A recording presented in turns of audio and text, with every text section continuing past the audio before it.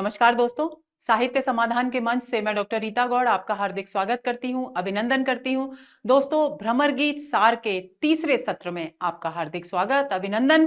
पिछले 2 सत्र आपके लिए बहुत रोचक रहे होंगे, आनंददायक रहे होंगे, ऐसे विश्वास के साथ तीसरे सत्र की शुरुआत करती हूं। चलिए शुरू करते हैं आज का सत्र। और इस सत्र में हम पढ़ेंगे 38 से 43 तक के दोहे, पद, दोहे नहीं पद। और इसके बाद केवल 7 पद हमारे पाठ्यक्रम में जो है प्रस्तावित, वे रह जाएंगे जो अगले सत्र में हम पूरे कर लेंगे। और जितने भी भ्रमर गीत सार पर प्रश्न हैं, वे सभी प्रश्न पहले से ही चैनल पर मौजूद हैं, तो आप प्लेलिस्ट में चेक करके उन प्रश्नों पर अपनी पकड़ मजबूत करें, ताकि हम बिना समय गंवाए अगली रचना की ओर अपने कदम बढ़ा सकें। तो चलिए शुरू करते हैं। 38वां पद है, बिलख जनि मानहु उद्धव प्यारे। अब इतनी कड़वी कड़वी बातें दी है गोपियों ने उद्धव से, तो उन्हें लगता है कि कहीं उद्धव बुरा ना मान जाए। तो वो कहती है, हे प्रिय उद्धव, आप तो हमें बहुत प्रिय हैं, क्योंकि आप कृष्ण के सखा हैं, इसलिए हमारी किसी भी बात का बिलख यानी बुरा मत मानना। वह मथुरा काजर की कोठरी जे आवहीं ते कारे। और हमारे मन में आपके प्रति जो भी कड़वाहट है, वो क्यों है? क्योंकि जितने भी लोग मथुरा से आए वो सब काले हृदय वाले थे, काले शरीर वाले थे। तो अब हम समझ गई हैं कि तुम ऐसे क्यों हो। तो इसमें तुम्हारी कोई गलती नहीं है, तुम रहते मथुरा में हो, तो मथुरा में रहकर तुम ऐसे ही होने वाले हो, इसलिए हमारी किसी बात का बुरा मत मानना। क्योंकि अब हम समझ गई हैं, क्या समझ गई हैं? वह मथुरा काजर की कोठरी, कि वो जो मथुरा नगरी है वो काजल की कोठरी है। काजल की कोठरी का मतलब है कालिमा का गढ़ है, कालिमा का घर है, काले रंग का घर है। क्यों? क्योंकि वहां रहने वाले सभी लोग काले हैं। और दूसरी बात, कपटी और काले हृदय वाले हैं। काजल की कोठरी जे आवहीं ते कारे, वहां से जो भी है वो कैसा होता है? काला होता है। अब यहां पर जो काला शब्द है, ये मन और तन की कालिमा को की ओर संकेत करता है। तन की कालिमा का, तन का काला रंग, मन की कालिमा यानी छल कपट से युक्त व्यवहार, उसकी ओर संकेत करता है कि हम समझ गई है, हे प्रिय उद्धव, हमारी बात का बुरा मत मानना। हमने तुमसे बहुत कड़वी बातें की, लेकिन कोई बात नहीं, अब हम समझ गई हैं कि तुम मथुरा वासी हो, और वो मथुरा काले रंग की कोठरी है, काले रंग का भंडार है, घर है। वहां से क्योंकि जो भी आता है वो काले रंग का होता है, उसका रंग काला होता है, उसका शरीर काला होता है, और उसका मन भी छल कपट से युक्त होता है। तुम कारे, अब इस पहली कथन को पुष्ट कर रही हैं तर्क देकर। क्यों उन्होंने मथुरा को काजल की कोठरी कहा? क्यों कहा? क्योंकि तुम काले हो, यानी तुम श्याम वर्ण वाले हो, तुम्हारे हृदय में छल कपट है, क्योंकि तुम हमें श्री कृष्ण के प्रेम को छोड़कर निर्गुण ब्रह्म की उपासना करने का कठोर संदेश दे रहे हो। दूसरी बात, सुफलक सुत कारे। सुफलक सुत कौन है? अक्रूर है। इसको भूलेंगे नहीं, कई बार प्रश्न पूछ लिया जाता है कि सुफलक सुत शब्द किसके लिए इस्तेमाल किया गया है, तो अक्रूर के लिए इस्तेमाल किया गया है। अक्रूर वे हैं जो श्री कृष्ण को मथुरा ले जाने के लिए आए थे, काले रंग के थे। उनका हृदय क्यों काला है गोपियों के लिए? क्योंकि वे उनके प्रिय श्री कृष्ण को ले गए मथुरा, और फिर वापस मथुरा से गोकुल कभी कृष्ण लौटे नहीं। तो इसलिए सुफलक सुत जो है, उनका रंग भी काला था, उनका हृदय भी काला था। और वहां से जितने भी मधुप यानी गुंजार करते हुए आते हैं, गुंजार करते आते हैं, वे सब भंवरों की तुलना में के संग अधिक छवि उपजत कमल नयन मनियारे। अब काले रंग का स्वभाव क्या होता है, इस बात को आप ध्यान में रख लीजिए। काले रंग का स्वभाव यह होता है कि जिसके ऊपर ये काला रंग चढ़ जाता है, उस पर कोई और रंग नहीं चढ़ता। और काले रंग का स्वभाव यह होता है कि काला रंग एक बार अगर कोई उसके निकट चला जाए तो वो कालिमा से रहित रह जाए, ऐसा होता नहीं है। तो ये 2 बातें ध्यान में रखकर अगले अर्थ को आप समझेंगे। तो गोपियां कहती हैं, तिनके संग, और इन इतने सारे काले, कौन? उद्धव, तुम, अक्रूर, और जितने भी काले रंग के मथुरा के भंवरे हैं, उनके साथ में अधिक अपने सौंदर्य से शोभायमान हो रहे हैं। कौन? कमल नयन। कमल नयन में रूपक एक तो हो गया, और दूसरा कमल नयन शब्द किससे संबंधित है? कृष्ण से संबंधित है। और कैसे शोभायमान हो रहे हैं इतने सारे काले लोगों के बीच में? जिस प्रकार काले रंग के बहुत सारे नागों के बीच में मणिधारी जो नाग होता है वो अपने सौंदर्य से अलग ही दिखाई देता है, जबकि सभी नाग श्याम वर्ण के हैं लेकिन उसके पास मणि है। तो उस मणिधारी नाग के समान वे कमल नयन यानी कमल रूपी नेत्रों वाले श्री कृष्ण तुम काले हो रहे हैं, जैसे काले नागों के बीच में मणिधारी नाग होता है। मानव नील कांट से काटे, ऐसा लगता है सबको देखकर कि मानव है नीली यानी काली कालिमा से भरी हुई माट यानी मटकी, तुम सबको काले रंग की मटकी से निकाल दिया गया हो। की मटकी से निकालने के बाद ये सोच कर कि तुम्हारी कालिमा को थोड़ा सा कम कर दें, तो जैसे कोई वस्त्र अगर काला हो जाता है तो हम उसे जल में धोते हैं, ऐसे ही मानो तुम्हें यमुना नदी में पखारने के लिए डुबो दिया हो, यानी पखारना यानी धोना। तुम्हें धोकर तुम्हारी कालिमा को धोने के लिए मानो यमुना नदी में पखार दिया गया हो, पखारने की धोने की कोशिश की गई हो। तागुन श्याम भई कालिंदी सूर श्याम गुण न्यारे।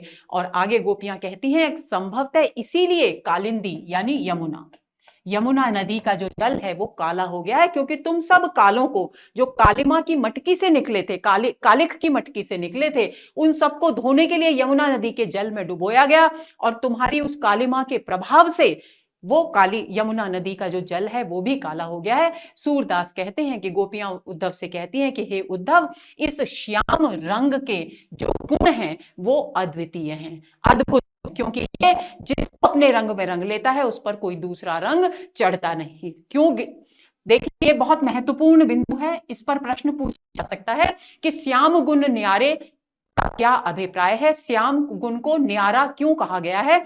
इसलिए कहा गया है कि जो जिस पर काला रंग चढ़ जाता है उस पर कोई दूसरा रंग चढ़ता नहीं है। तो इस बात को आप ध्यान में रखेंगे। दूसरी बात, संदर्भ में इसका क्या अर्थ है? इसका अर्थ है कि क्योंकि श्याम श्री कृष्ण के प्रेम का रंग उन पर चढ़ गया है, तो अब क्योंकि काले रंग पर कोई दूसरा रंग चढ़ नहीं सकता, तो ऐसी स्थिति में निर्गुण ब्रह्म का रंग उन पर नहीं चढ़ सकता। ये इसमें निहित सांकेतिक अर्थ है, गहन अर्थ है, इस बात को आप समझेंगे। ज्यों में यहां अलंकार हो गया, कमल नयन में रूपक गया है, अनुप्रास अलंकार प्रारंभ की लगभग सभी पंक्तियों में अनुप्रास है। देखिए, काजर की कोठरी तुम कारे, सुफलक सुतकारे, कारे मधुप हमारे, यहां भी अनुप्रास अलंकार है। आप इस बात को ध्यान में रखेंगे। आगे चलते हैं। अपने स्वार्थ को सबको मधुप रस लंपट तुम देखे अरुवो। गोपियां कहती हैं कि हमने सबको देख लिया, तुम सब मथुरा नगरी के काले लोगों को देख लिया, सब स्वार्थी हो, सब अपना स्वार्थ सिद्ध करने में लगे रहते हो। स्वार्थ के सबको यानी सब स्वार्थ सिद्धि में कुशल हो, इसलिए क्रोध में आ जाती हैं, आक्रोश में आ जाती हैं। गोपियां कहती हैं, हे मधुप, कैसे? रस के लोभी, लंपट, दुष्ट प्रकृति के मधुप, तुम अब चुप हो जाओ, यानी अब ज्यादा निर्गुण ब्रह्म की बातें हमारे सामने मत करो। हमने तुम्हें भी देख लिया, या तो तुम्हारी अस्तित्व हम पहचान गए हैं, और वो और उनको भी देख लिया। वो शब्द किसके लिए है? श्री कृष्ण के लिए। कि हमने श्री कृष्ण को भी देख लिया कि वे कह रहे थे कि जल्दी ही आ जाएंगे मथुरा से, लेकिन वहां जाकर वहीं के होकर रह गए और हमारे प्रेम की पीर की उन्होंने परवाह नहीं की। तो हमने उनके प्रेम की वास्तविकता को, उनके व्यक्तित्व की वास्तविकता को भी जान लिया और हमने तुम्हें जान लिया। इसलिए अब तुम हमसे ज्यादा बढ़ बढ़ कर बातें मत करो, अपना निर्गुण ज्ञान का संदेश लेकर चुप हो जाओ। औरों कछु संदेश कहने को कही पठयो किनसु। और यदि तुमसे कोई और संदेश भी कहने के लिए श्री कृष्ण ने कहा हो कि गोपियों को यह संदेश मेरा देना, तो वो भी तुम कह दो। एक बात तो ये हुई कि यहां पर वे व्यंग्य कर रही हैं। दूसरा, इसका एक अर्थ ये भी हो सकता है कि यदि उन्होंने, क्योंकि उन्हें किसकी प्रतीक्षा है? उन्हें श्री कृष्ण के प्रेम संदेश की प्रतीक्षा है, तो वो कह रही है कि यदि उन्होंने कोई और संदेश भी हमारे लिए भेजा हो, क्योंकि उन्हें लग रहा है कि निर्गुण संदेश श्री कृष्ण के द्वारा नहीं भेजा गया, बल्कि उद्धव अपने मन से सुना रहे हैं। कृष्ण ने कौन सा संदेश भेजा है? प्रेम का संदेश भेजा होगा। तो उनको याद दिला रही है कि अगर उन्होंने कोई और संदेश भी भेजा हो तो वो भी हमें सुना दो। नीने फिरत जोग जुग तिनको बड़े सयाने दो, और तुम दोनों ही बड़े सयाने हो, बड़े चतुर हो। क्यों? क्योंकि तुम हम जैसी कोमल स्वभाव वाली जो युवतियां हैं उनके लिए योग साधना लेकर फिरते हो। श्री कृष्ण ने योग साधना का संदेश भेजा, तुम लेकर आओ, तो तुम दोनों ही हमारी जैसी कोमल युवतियों के लिए योग का संदेश लेकर भेज घूम रहे हो। तुम दोनों अपने आप को बहुत ही सयाना समझते हो कि हमें भ्रमित कर लोगे, भुला दोगे, हमें कृष्ण के प्रेम से अलग कर दोगे, लेकिन तुम्हारी ये भावना, तुम्हारा ये उद्देश्य कभी पूरा नहीं होगा। तब कत मोहन रास खिलाई जो पे ज्ञान हुताऊ। अब हम तुमसे एक प्रश्न पूछती हैं उद्धव, गोपियां पूछती हैं कि यदि ज्ञान इतना ही श्रेष्ठ था, ज्ञान हुताऊ इतना ही श्रेष्ठ था, यानी प्रेम की तुलना में यदि ज्ञान श्रेष्ठ था, तो फिर हमारे साथ मोहन ने रासलीला क्यों की? वो हमें पहले ही ज्ञान का संदेश दे देते। इसका मतलब यह है कि जरूर इसमें उनका कोई ना कोई स्वार्थ निहित है। अब हमरे जिए बैठो यह पद होनी हो सो हो। अब वो कहती हैं अब तो हमारे हृदय में ये प्रेम जो है श्री कृष्ण का वो बिल्कुल गहरे बैठ गया है। जिए बैठो यह पद ये गहरा बैठ गया है। अब तुम कितना भी निर्गुण ब्रह्म की उपासना का संदेश हमें दो, और भले ही वो हमारे लिए हमारे विरह वेदना में पीड़ित होकर हमारे प्राण चले जाएं, अब हमने भी ये ठान लिया है कि अब जो हो सो हो, जो भी हो सो हो, लेकिन हम श्री कृष्ण के प्रति अपने प्रेम को त्यागेंगे नहीं। होनी हो सो हो, यहां पर अनुप्रास अलंकार, यहां प्रश्न अलंकार। मिट गयो मान परेखो ऊधो हृदय हतो सो हो। कि उद्धव अब हम तुमको अपने हृदय की सच्ची बात बताते हैं कि श्री कृष्ण ने जब से ये योग और ज्ञान का संदेश हमारे लिए भेजा है, तो उनके प्रति हमारे मन में जो भरोसा था, परेखो भरोसा, भरोसा था, जो विश्वास था, वो भी अब मिट गया है। और जो भी उनके प्रति हमारे मन में मान का भाव था वो भी दूर हो गया है।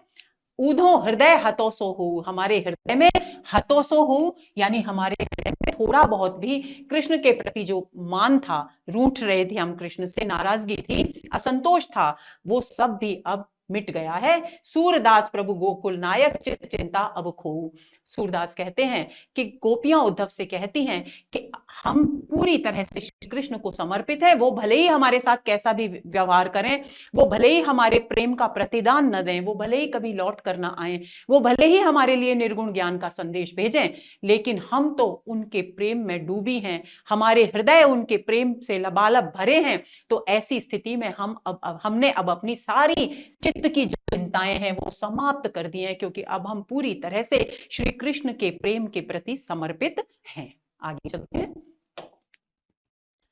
अगला पद, तुम जो कहत संदेशो आने, कहा करो वा नंद नंदन सो होत नहीं हित हानि। गोपियां कहती हैं कि तुम तो अन्य ही संदेश है उद्धव हमको दे रहे हो। आने यानी अन्य, अन्य संदेश का अभिप्राय क्या है? योग का संदेश।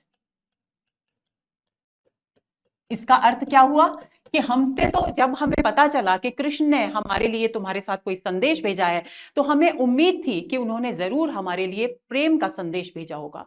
लेकिन तुम जो ये संदेश सुना रहे हो तो कोई दूसरा ही संदेश है, ये प्रेम का संदेश तो नहीं है, बल्कि इस संदेश से तो तुम हमको कह रहे हो कि कृष्ण के प्रति प्रेम को भूलकर निर्गुण निराकार ईश्वर की उपासना करो। तो ये तो तुम कोई दूसरा ही संदेश सुना रहे हो।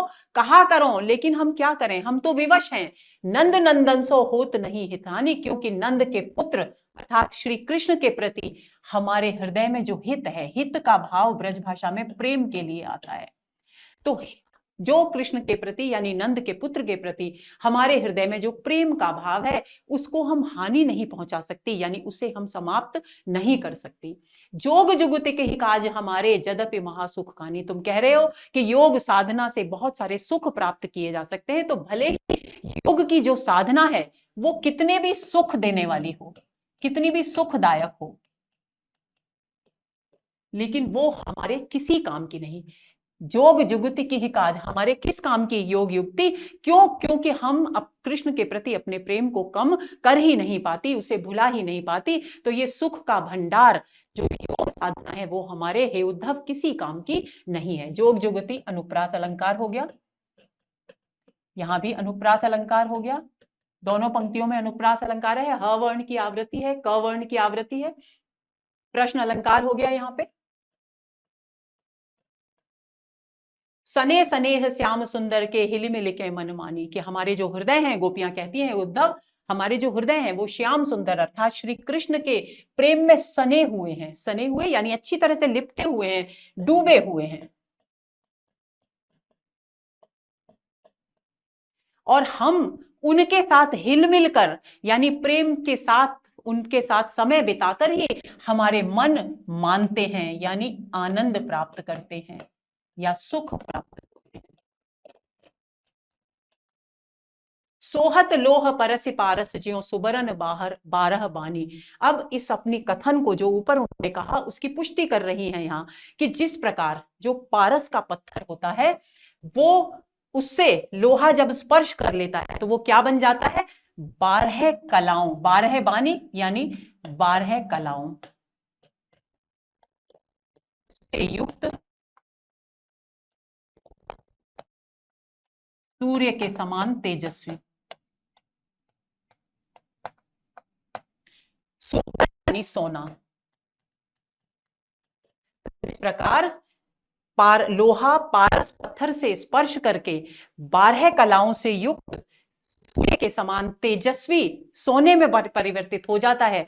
सोने में परिवर्तित तो हो गया, तेजस्वी भी हो गया, चमकदार धातु में भी बदल गया, लेकिन पुनि वह चोप कहां चुंबक ज्यों लटपटाए लपटानी। लेकिन उसका जो मूल गुण होता है जिसमें वो चुंबक की ओर जाने की, उससे लिपटने की, उससे चिपकने की, चुंबक से चिपकने की जो चोप यानी जो चाह उसकी होती है वो सोना बनते ही समाप्त हो जाती है। उसी तरह से हे उद्धव हमारी स्थिति है।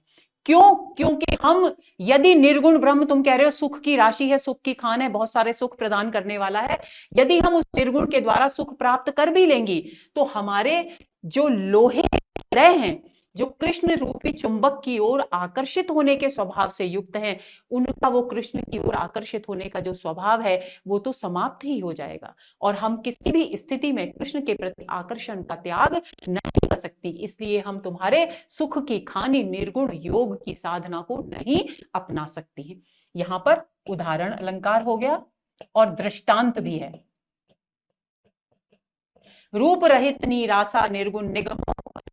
दूसरी ओर तुम कह रहे हो कि ये जो निर्गुण निराकार ईश्वर है ये रूप से रहित है, आकांक्षा से रहित है, आकार से रहित है, निराशा यानी काम निष्काम है यानी कामना से रहित है, निर्गुण गुणों से रहित है, और निगम यानी जो वेद शास्त्र आदि हैं वे भी इसके वास्तविक स्वरूप को नहीं जान पाते, उसकी गहराई को नहीं जान पाते। तो भला व्यंजना क्या हुई, भला व्यंजना ये हुई कि गोपियां कह रही हैं कि भला फिर जब वेद शास्त्र नहीं जान पाते निर्गुण निराकार ईश्वर के वास्तविक स्वरूप को, तो हम तो भोली भाली गांव की ग्वालिनें हैं, युवतियां हैं, हम भला इस निर्गुण निराकार ईश्वर की वास्तविकता को कैसे समझ पाएंगी। सूरज दास कौन विदितासो अब कीचे पहचाने। तो सूरदास जी कहते हैं कि गोपियां उद्धव से कहती हैं अब तुम हमको बताओ कि जब वेद शास्त्र उसे नहीं जान पाते निर्गुण निराकार ईश्वर को, तो ऐसा कौन सा तरीका है जिससे हम उस निर्गुण निराकार ईश्वर को पहचान पाएंगी। यानी व्यंजना क्या हुई, व्यंजना ये हुई कि हम तो किसी भी स्थिति में इस योग्य हैं ही नहीं कि निर्गुण निराकार ईश्वर की वास्तविकता को समझ सकें, उसके स्वरूप को समझ सकें। तो जब हम उसके स्वरूप को ही नहीं समझ पाएंगी तो भला हम योग की साधना कैसे कर पाएंगे। तो कुल मिलाकर यहां भी एक नया तर्क गोपियों ने प्रस्तुत कर दिया है, प्रश्न अलंकार, और यहां वक्रोक्ति भी है। वक्रोक्ति तो वैसे सूरदास के हर पद में है, हर पद में वक्रोक्ति अलंकार तो है ही है, जहां जहां व्यंग्य करती हैं गोपियां वहां वहां वक्रोक्ति अलंकार है। आगे चलते हैं। हम तो कान केले की भूखी कैसे निर्गुण सुनहि तिहारी बिरहिन बिरह बिदुखी। गोपियां कहती हैं कि हे उद्धव हमको अब निर्गुण ज्ञान का संदेश मत दो। क्यों? क्योंकि हम तो कान केले की भूखी हैं, हमारे जो हृदय हैं वो कृष्ण के प्रेम में इतने डूबे हुए हैं कि हम केवल उन कृष्ण की क्रीड़ाओं के सौंदर्य को देखकर उससे आनंद प्राप्त करना चाहती हैं। हमारे हृदय केवल और केवल कृष्ण की विविध लीलाओं को देखना चाहते हैं, हम तो उसी की भूखी हैं। हमको हमसे निर्गुण की बातें मत करो। कैसे निर्गुण सुनाई तिहारी, और तुम क्या समझो जब हमारे हृदय में श्री कृष्ण विराजमान है तो तुम्हारे ये निर्गुण ज्ञान के संदेश को सुनकर हम विरह से पीड़ित नारियां और अधिक विदुखी यानी और अधिक दुखी हो रही हैं। हमारा जो विरह का दुख है वो और अधिक दुगना बढ़ता चला जा रहा है। तुम इस बात को नहीं समझोगे क्योंकि तुमने प्रेम की पीड़ा का अनुभव कभी किया ही नहीं। विरहीन विरह विदुखी अनुप्रास अलंकार।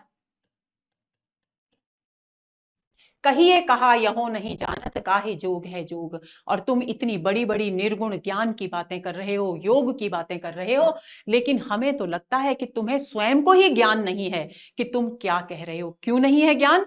क्योंकि कहिए कहा, क्योंकि इतनी निर्गुण निराकार ईश्वर की बातें कर रहे हो, अगम ज्ञान की बातें कर रहे हो, लेकिन तुम ये भी नहीं जानते कि किस योग किसके योग्य है।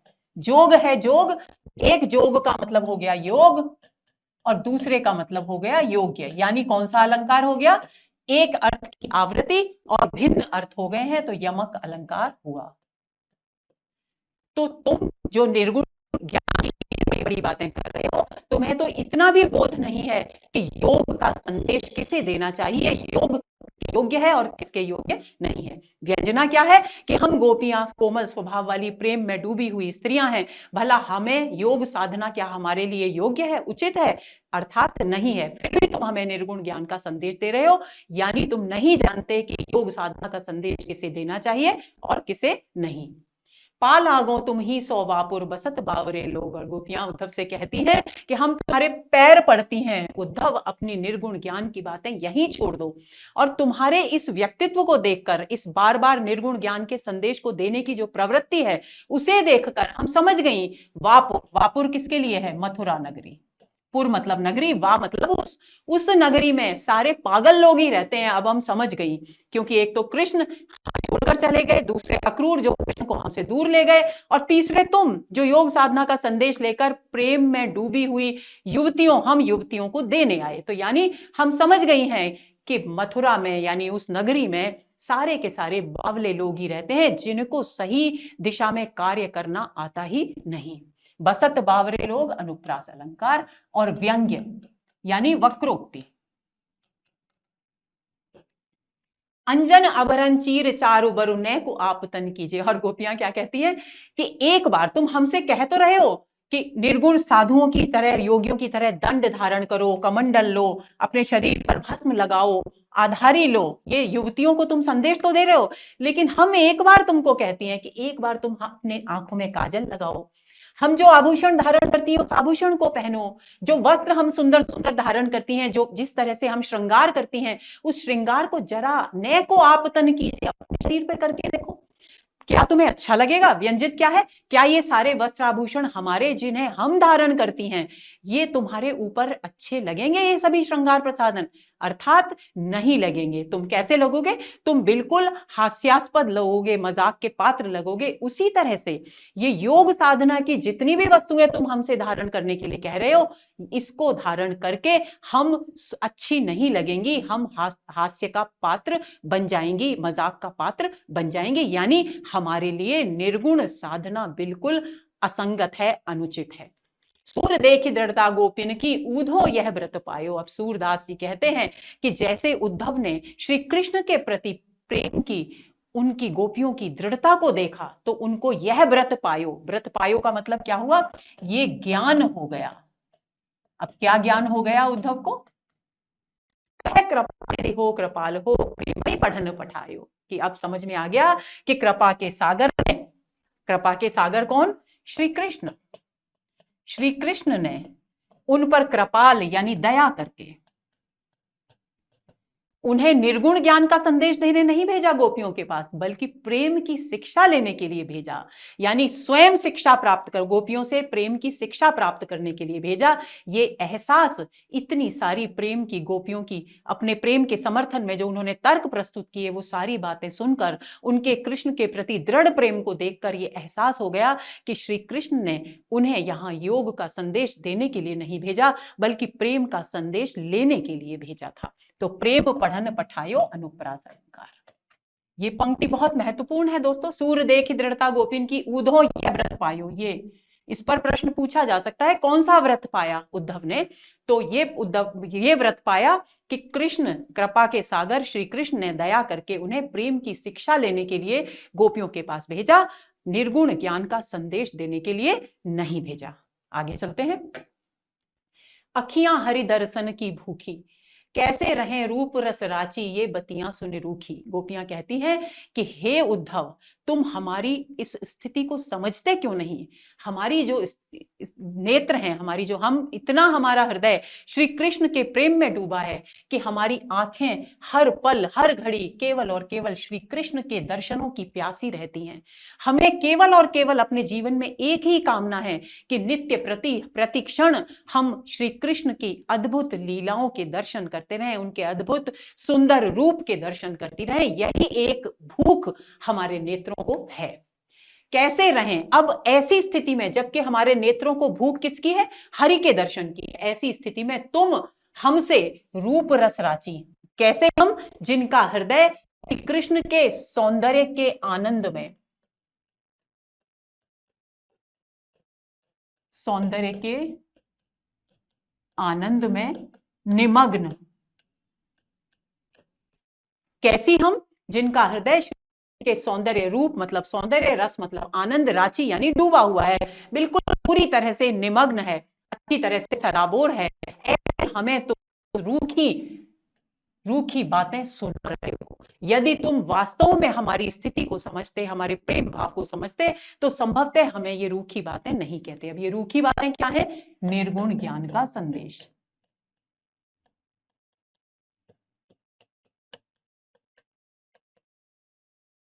अवधि गणत इकटक मगजोवत तब एती नहीं झूठी।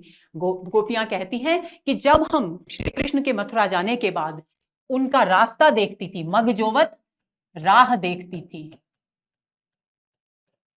और उनके आने की अवधि गिनती थी। अवधि गणत समय गिनना, गिनती थी कि आज इतने दिन हो गए, अब कृष्ण लौटेंगे, और एक टक लगातार बिना पलक झपकाए मथुरा से आने वाला जो रास्ता था वहां बैठकर श्री कृष्ण के आने की प्रतीक्षा करती थी।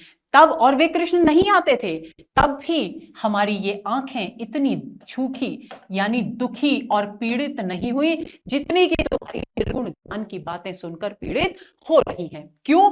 क्योंकि इन आंखों को ये आशंका हो गई है कि यदि हमने निर्गुण ज्ञान के संदेश को यानी निर्गुण निराकार ब्रह्म को स्वीकार कर लिया, अपने हृदय में स्थान दे लिया, तो फिर ये कभी भी श्री कृष्ण के दर्शन कर ही नहीं पाएंगी, और इनको केवल और केवल कृष्ण के दर्शनों की भूख है। तो ऐसी स्थिति में इन्हें तुम्हारे योग का संदेश और अधिक दुगना दुख प्रदान कर रहा है।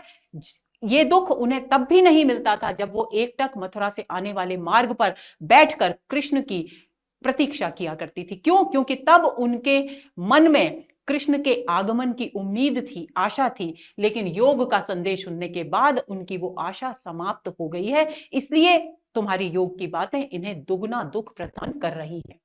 अब इन जोग संदेशन ऊधों अति अकुलानी दुखी, और तुम्हारे हे उद्धव, तुम्हारे इस योग के संदेश को सुनकर इनकी व्याकुलता और इनकी दुख यानी पीड़ा बहुत अधिक बढ़ है। बारक वह मुख फेर दिखाओ तुहि पे पिवत पतूखी। और गोपियां कहती हैं कि हे उद्धव, तुमसे हमारी एक ही प्रार्थना है। क्या प्रार्थना है?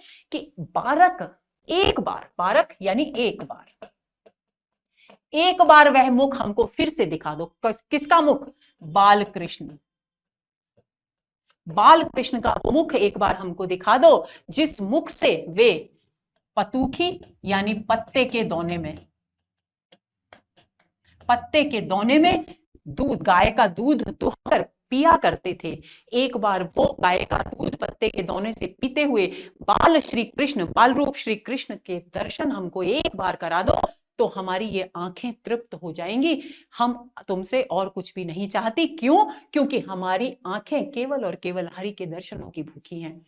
सूर सिकत हटे नाव चलायो, ये सरिता है सूखी। आगे गोपियां कहती हैं अंतिम पंक्ति में कि तुम्हारा ये जो प्रयास है प्रेम मार्ग को समाप्त कर, हम जो अनुसरण कर रही हैं प्रेम मार्ग का, उसे हटाकर उसके स्थान पर निर्गुण मार्ग की साधिका के रूप में हमें शिक्षा देना, तो वो प्रयास ऐसा ही अनुपयुक्त, अनुचित है, बेमानी है, जैसे कोई व्यक्ति सिकत यानी बालू पर हठपूर्वक नाव चलाने का प्रयास करे, उसी तरह से हमारे हृदय की जो सरिता है, हृदय की जो सरिता है वो कैसी है? कृष्ण के प्रेम से लबालब भरी है, लेकिन के लिए वो सूखी हुई सरिता के समान है, सूखी हुई बालू से भरी हुई नदी के समान है, जिस पर नहीं चलाई जा सकती। तो हे उद्धव, तुम्हारा ये प्रयास वैसा ही निष्फल है, वैसा ही अनुचित है, अप्रासंगिक है, महत्वहीन है, बेकार है, व्यर्थ है, जैसे कोई व्यक्ति बालू की से भरी हुई नदी में नाव चलाने की हठपूर्वक कोशिश करता है लेकिन नाव चल नहीं पाती। उसी तरह से तुम हमारे हृदय से श्री कृष्ण के प्रेम को निकालकर उसके स्थान पर निर्गुण ब्रह्म की स्थापना नहीं कर पाओगे। तुम्हारा ये कार्य कभी सफल नहीं होगा। सरिता है सूखी में अनुप्रास, ये पूरी पंक्ति में अनुप्रास है। सूर सिकत हठ नाव चलायो, दृष्टांत अलंकार। आगे चलते हैं।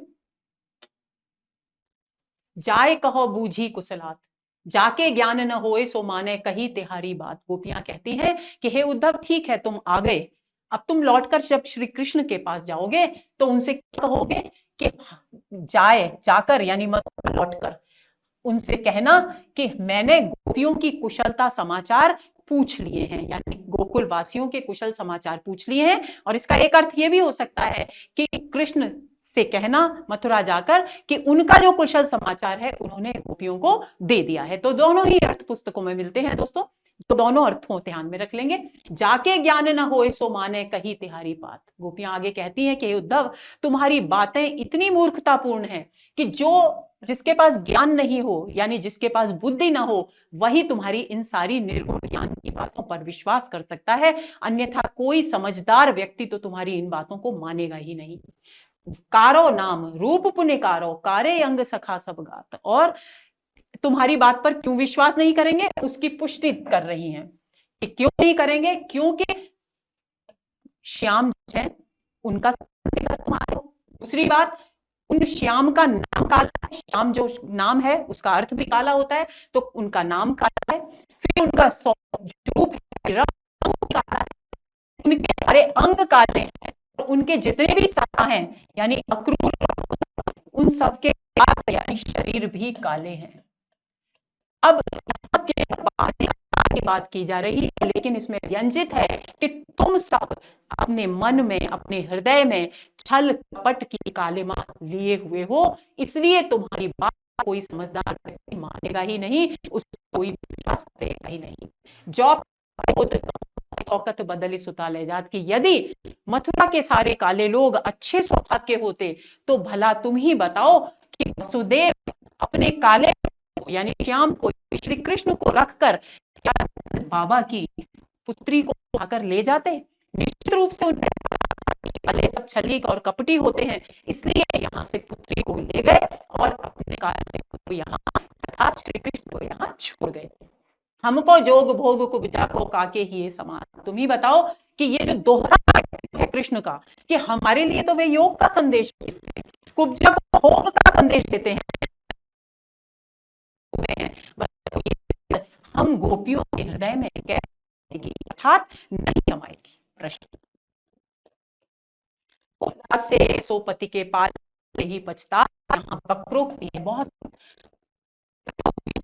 कृष्ण पर गोपियां कहती हैं कि हम अगर श्री कृष्ण पर विश्वास नहीं करते, उनकी बातों पर विश्वास नहीं करते, मथुरा के सारे श्याम वर्ण वाले लोगों पर विश्वास नहीं करते, तो ये कोई बात नहीं है, क्योंकि हम तो श्री कृष्ण पति के रूप में से यानी से उनकी सेवा की, से यानी सेवा करना, हमने तो श्री कृष्ण को पति की सेवा की थी, लेकिन जिन्होंने उन्हें पाला था, पाले जिन यानी जिन्होंने उनका पालन